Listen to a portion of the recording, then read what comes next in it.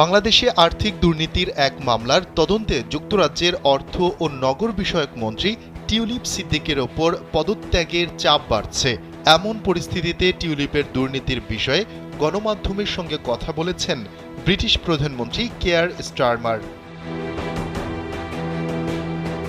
সোমবার ব্রিটিশ বার্তা সংস্থা রয়টার্স জানিয়েছে, দুর্নীতির অভিযোগে টিউলিপের ওপর যখন পদত্যাগের প্রবল চাপ বাড়ছে, তখন তার পাশে দাঁড়ালেন প্রধানমন্ত্রী কেয়ার স্টারমার।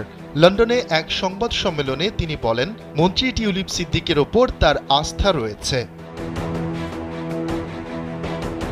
৪২ বছর বয়সী টিউলিপ যুক্তরাজ্যের আর্থিক খাতের দুর্নীতি বন্ধের দায়িত্বে রয়েছেন।